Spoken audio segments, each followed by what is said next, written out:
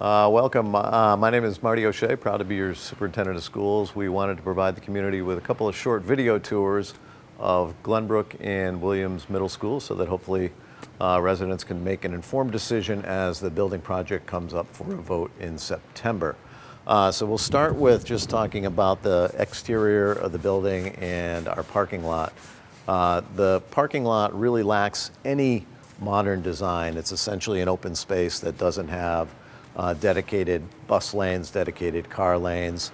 There's also a connection that runs Woolworth Street from Bliss to Williams that provides some too much access for ordinary vehicles during the school day. The parking lot itself is in need of repair. Some of the asphalt is crumbling.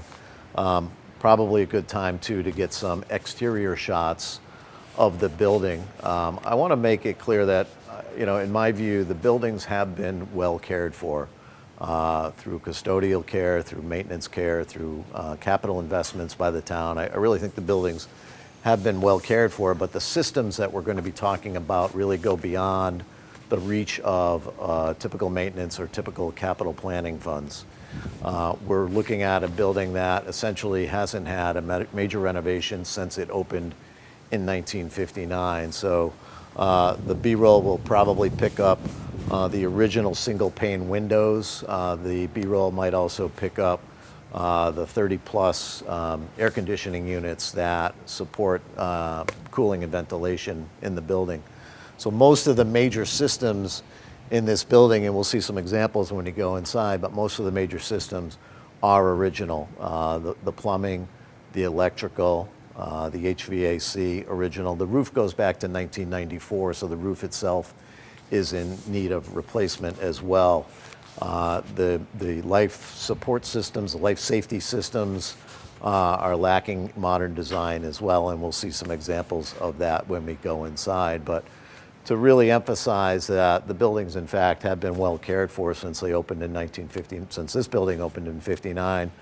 I think of the investments that the town has been able to make in the communications infrastructure, the technology infrastructure, and so many other systems that we can take a look at when we go inside. So we'll take a walk inside. All right, we are in the Williams Middle School main office now, and you can see it's a fairly tight quarters here. It doesn't offer significant privacy for students who might need to visit the principal or the assistant principal. We also, you'll note that our assistants who work hard here to buzz in and identify visitors, they don't have direct sight line of the front door, which is something that you would want in a modern school.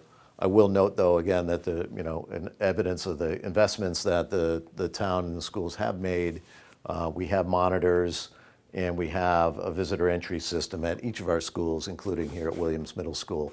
But it really doesn't offer the sight lines and the visitor identification system that you would really want in a modern school. Right now we are in a special education classroom, which perhaps by its appearance it doesn't stand out as a special education classroom. And that's sort of typical of what we experience here at Williams, is that so many of the spaces are not necessarily designed for specifically for the instruction that happens. This is a room that supports students who have a diagnosis of autism. And so, ideally we would want a space that is more specifically designed, specially designed to support those students.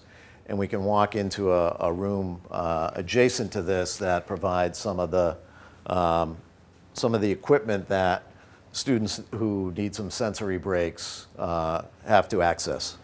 So once again, this is a space that supports students with a diagnosis of autism, and you can see that we try to introduce equipment that supports their diverse needs. Certainly in a newer building, the space would be more specifically designed for them, and it would offer the types of life equipment that these students would benefit from. All right, we are in the Williams Middle School Auditorium. You can see that it's very spacious, and it does support the school's strong commitment to performing arts. The stage itself is used as a classroom because we really don't have proper space to fully support band, chorus, and orchestra, so we juggle classrooms, the stage, and a choral space to make sure that we're supporting students who are involved in the performing arts. You can see that the AV equipment that is situated in the orchestra pit isn't fully integrated into the space. It sort of loosely sits in front of the stage. The chairs, certainly, they have been refurbished many, many times, but they're really at the end of their useful life and need replacement. One of the other challenges of this space, as many students would tell us and families that join us for performances would say, that the air quality, the air exchange is lacking as well. So a great space, and certainly we love the depth of the stage here. It's been well maintained over the years, but again, probably a space that is at the end of its useful life. All right, we are in a typical 6th grade classroom here at Williams Middle School.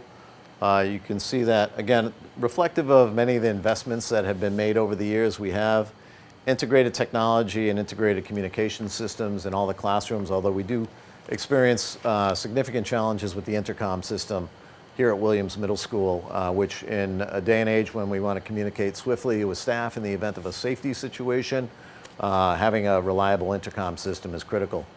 This room, you can take a look. The B-roll will pick up the window air conditioning unit. We have about 30 or so of those here at Williams to support heating and cooling. Each classroom has an original univent, so when those univents go down, it's difficult to find replacement parts, and storage is generally lacking. This classroom, I'm guessing, is about 800 or so square feet. In the newer building, we're looking at classrooms of about 900 square feet. So with the additional space, you have additional space for storage, instructional equipment, but most importantly, space to promote inclusion of students. So larger classrooms can support co-teaching models. Larger classrooms can support the inclusion of students who might otherwise be pulled out to be instructed in a resource room.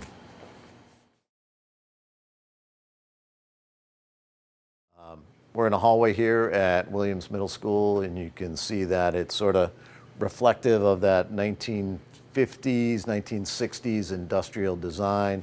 The lockers at Williams Middle School are certainly in need of replacement. That would be a considerable expense if we were to incur that.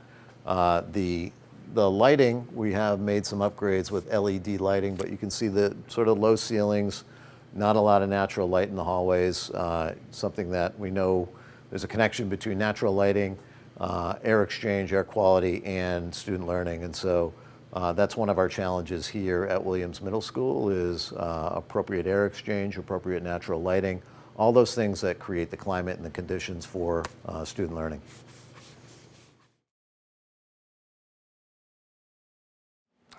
All right, we are in a choral room at Williams Middle School. You can see it's a great space, nice high ceilings. We've made some investments in the technology of this room and the soundboard, so acoustically it's not bad for our kids, but the B-roll will probably pick up some of the electrical limitations that we face here at Williams Middle School. You can see that we've had to retrofit this room to allow for students to plug in keyboards at their desks. I'd also note that of course, a lot of the furniture, fixtures, and equipment in this building are dated, some original furniture, fixtures, and equipment. A new school, the budget would incorporate and would include all new furniture, fixtures, and equipment for students. We would take over the best of what we can. We would repurpose equipment and technology in other parts of the district. But the new school does offer us an opportunity to have state-of-the-art equipment to support classrooms like this. So right now we are standing in a couple of modular classrooms at Williams Middle School. They were added decades ago, meant to be temporary.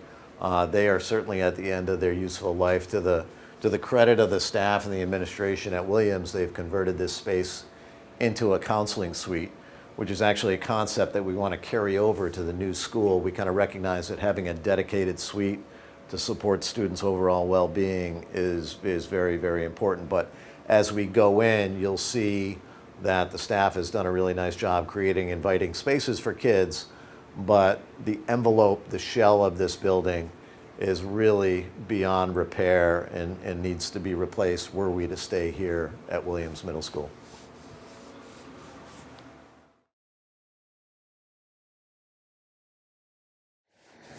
We're on the exterior of the modular spaces that support our counseling suite here at Williams Middle School. And you can see that the shell of the modular space is really beyond repair. The windows, the roof, the decking is in need of replacement. But again, you know, a credit to our staff and our administration for kind of making the best of a challenging situation. You'll see that increasingly schools are interested in giving students outside dining opportunities, and so outside the counseling suite, we've got a couple of picnic tables here that allow students to enjoy their lunch outdoors. In a new facility, we'd have outdoor dining fully integrated adjacent to the existing cafeteria. So this is the modular classroom at Williams Middle School.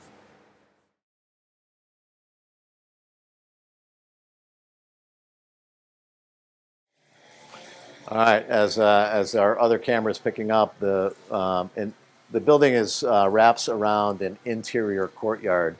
And just coincidentally, today we have our friends from the DPW doing some of the landscaping and maintenance on the interior courtyard.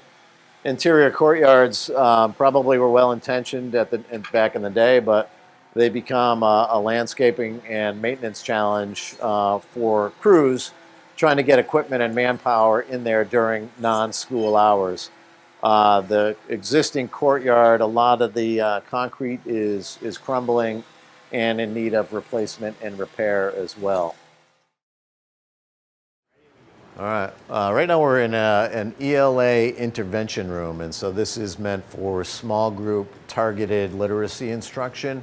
And you can see that the purpose of the room doesn't really match the space that we're in.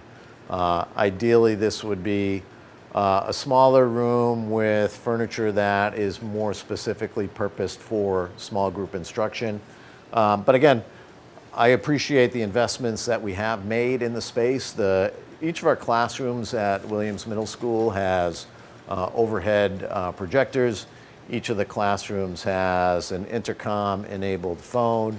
And so investments have been made over the years, but really the types of infrastructure investments that are required to bring this building up to 21st century standards really goes well beyond what could reasonably be expected from a capital plan or from ordinary maintenance. All right, we are in a science classroom at Williams Middle School, and you can see it combines the laboratory equipment with the instructional space, which is not unusual, but what is unusual about this is the size of this science classroom. The size of it really mirrors the size of other core classrooms here at Williams, and you'll see that there are only 4 lab stations, which really supports about 16 students being involved in a lab at one time. Our middle school classes are typically from 20 to 22, 23 students, and so it's tough to have all the students involved in the lab simultaneously.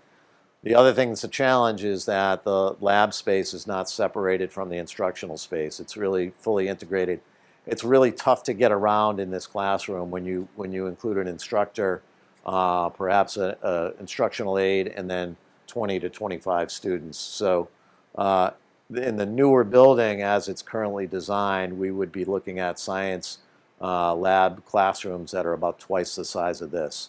And that really is a reflection of the emphasis on science, technology, and engineering in 21st century curriculums. And as a final note, and I'm hoping our cameras pick this up, a lot of the plumbing and utilities at the lab stations are closed off in many of the classrooms. The plumbing in this building is original, as we mentioned, and so really we're reliant on the plumbing fixtures, the utilities that are here at the teacher desk. As we stand here in the hall, I just want to point out some of the camera technology, the recording technology that exists in all of our schools here in Longmeadow. And again, reflective of the investments that have been made over the years. We have a handful of cameras here at Williams Middle School, and they help us maintain a safe and secure building. we certainly would be interested in expanding camera capacity at all of our schools. In a newly designed school, a newly opened school, we'd be looking at dozens and dozens and dozens of cameras as opposed to the small handful that exist here at Williams Middle School. We are in the gymnasium at Williams Middle School. It's not a bad space. This court is a little undersized for what we would want in a newer facility. It's not a high school size competition court. The floor was replaced in the early 2000s, I believe, and it is, kind of getting toward the end of its life. But you'll see that this is a good shot of sort of the original design of Williams Middle School. Opened in 1959, original windows, the original block walls. The lighting we have replaced with some more energy efficient LED lighting, but it really is insufficient for the space as it currently exists. So the other thing that really you won't see as the cameras scan the gymnasium is a lot of the adaptive PE equipment. So we have diverse learners, we have students who learn in diverse ways in a physical education setting as well. And so in a newer setting, we would be eager to have adaptive equipment and spaces that allow for greater access to physical education than perhaps the space currently allows.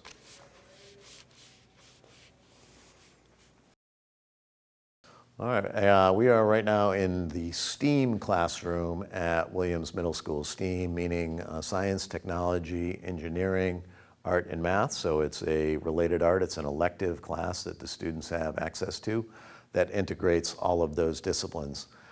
We talk a lot about how the spaces as they exist don't really match the instruction. And so this is a space where we want students to be highly engaged in project-based learning.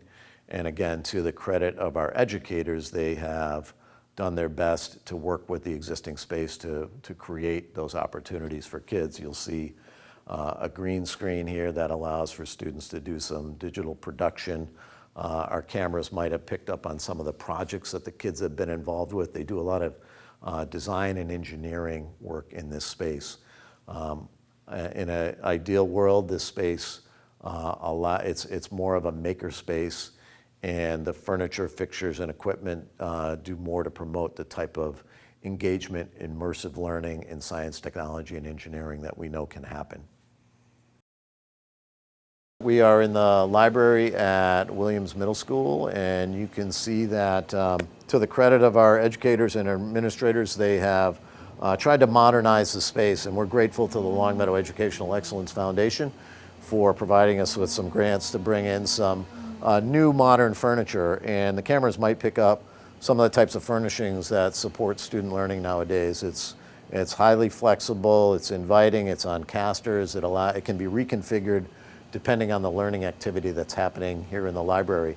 Libraries in the 21st century are more information centers. They're spaces where kids can research and collaborate and be deeply immersed in their learning. And so again, that has happened in this space, but it really isn't ideally set up as a 21st century library. The ceilings are low, not a lot of great natural light, not much space in here for teacher presentations or student presentations. In a new facility, there certainly would be places set aside in the library for student and teacher presentations. We're going to wrap up our tour of Williams Middle School here in the art room. This was formerly I believe, a wood shop. And so again, we talk a lot about the mismatch between current curriculum and the original design of the building. Again, our art teachers over the years have done a nice job of sort of recreating the space to allow for kids' creativity to be demonstrated. But this is the type of space that it really is lacking in some ways in terms of the availability of sinks, the lighting that you really want in an art classroom. The access to natural light in this room is very limited as well. So although our students produce wonderful works of art, and although our teachers have done a great job of creating this as an inviting space, it really is not ideally designed for art in 2025. So I appreciate everyone's time as we've had an opportunity to do a video tour here of Williams Middle School. I want to thank our partners at LCTV for taking time out of their busy schedules to tour the buildings with us.